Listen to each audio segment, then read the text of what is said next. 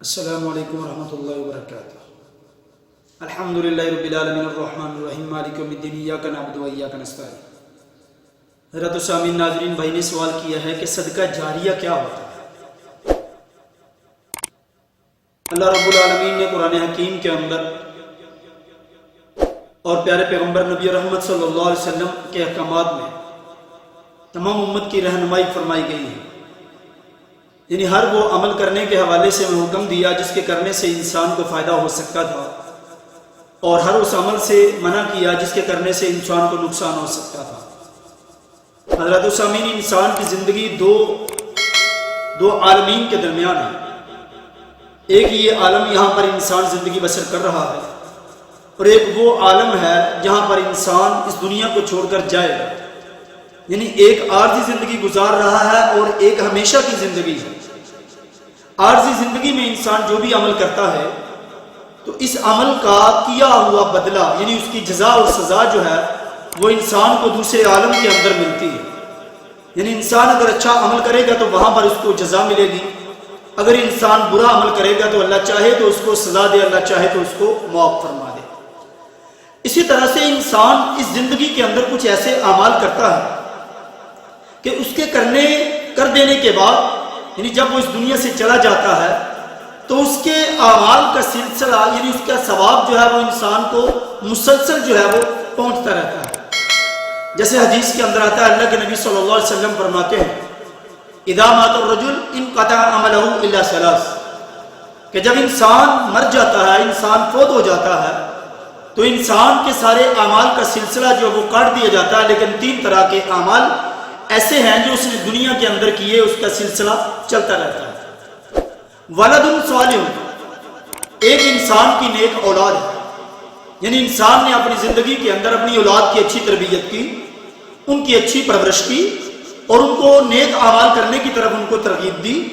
وہ اولاد جب تک نیک عمل کرتی رہے گی، صدقہ خیرات کرتی رہے گی، نماز پڑھتی رہے گی، قرآن پڑھتی رہے گی، اچھے اعمال کرتی رہے گی، وہ اولاد کی تربیت چونکہ اس کے والد نے کی ہوتی ہے تو اس کے دنیا سے چلے جانے کے بعد اولاد عمل دنیا میں کر رہی ہے، لیکن اس کو قبر کے اندر اس کے اعمال کے اندر اضافہ ہوتا جا رہا ہے۔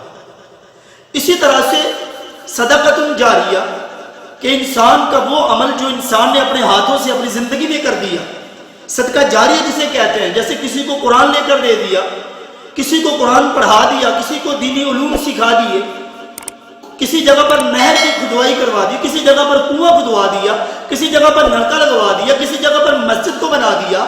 گویا کہ یہ سارے کے سارے ایسے عمل ہیں جو انسان نے اپنی زندگی میں کیے، اس کے چلے جانے کے بعد لوگ اس کے اندر اس سے فائدہ اٹھا رہے ہیں۔ کنویں سے لوگ پانی پی رہے ہیں، نلکے سے لوگ پانی پی رہے ہیں، مسجد میں لوگ عبادت کر رہے ہیں، قرآن جو اس نے دیا لوگوں کو لوگ اس کی تلاوت کر رہے ہیں، جو لوگوں کو اس نے تعلیم دی لوگ اس کو پڑھ رہے ہیں، آگے پھیلا رہے ہیں۔ تو گویا کہ اس آدمی نے دنیا میں کیے، لیکن دنیا سے چلے جانے کے بعد بھی اس کے اعمال کے اندر اس کی نیکیوں کا سلسلہ جو ہے وہ بڑھتا رہے گا۔ اور تیسری چیز جو ہے العلم ما ينتفع الناس، ایسا علم جس سے لوگ فائدہ اٹھاتے رہیں۔ جیسے علوم ہے، دینی علوم ہے، اگر اس نے دنیا میں کسی کو سکھا دیا، کسی کو پڑھا دیا، اور اس کے شاگرد جب تک آگے لوگوں کو پڑھاتے رہیں گے، اس کے شاگرد اس علم کو فائدہ اٹھاتے رہیں گے، اس علم سے آگے لوگوں کو پھیلاتے رہیں گے، تو میرے بھائیوں اس آدمی کے نامہ اعمال کے اندر اضافہ جو ہے وہ ہوتا رہے گا۔ گویا کہ صدقہ جاریہ کہتے ہی اسے ہیں کہ انسان نے زندگی میں ایسا کام کیا، اس کام کو جو اس نے کر دیا تھا، اس کے مرنے کے بعد لوگ اس سے فائدہ اٹھاتے رہیں، لوگ اس سے جب فائدہ اٹھاتے رہیں گے تو اس کے نامہ اعمال کے اندر نیکیوں کا اضافہ ہوتا رہے گا۔ تو یہ ہوتا ہے صدقہ جاریہ۔ گویا کہ انسان زندگی میں کتنے اعمال ایسے کرتا ہے، لیکن کیا انسان نے کبھی سوچا کہ وہ جاتے ہوئے کبھی صدقہ جاریہ کر جائے؟ اولاد کے لیے مال تو چھوڑ کر جا رہا ہے، اولاد کے لیے گھر بار دولت اور جائیداد چھوڑ کر جا رہا ہے، اس کو کیا علم اس کی آنکھیں بند ہونے کے ساتھ ہی اولاد آپس میں جھگڑنا شروع کر دے، اس وراثت کو تقسیم کرنے کے معاملے میں آپس میں تنازع شروع کر دے؟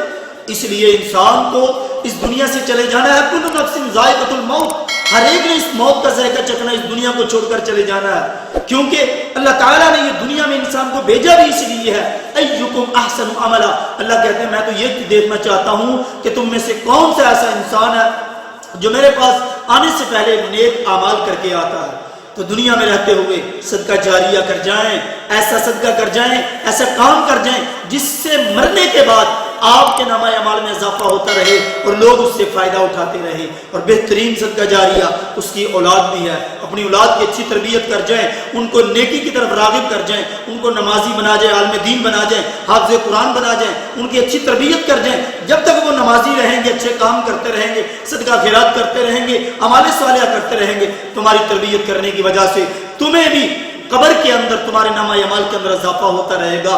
اس کو کہتے ہیں صدقہ جاریہ، کہ انسان دنیا سے چلا جاتا ہے لیکن اس کے اعمال کا سلسلہ ختم نہیں ہوتا۔ یہی 3 طرح کے اعمال ہیں جس کا سلسلہ انسان کو پہنچتا ہے۔ باقی جو ہم نے بنا رکھے ہیں اپنی طرف سے، قرآن خوانی کر دو، بچوں کو بلا لو، بس یہ پڑھ دو، اس کے لیے یہ کر دو، وہ کر دو، کسی کے پڑھنے سے کوئی فائدہ نہیں ہوتا۔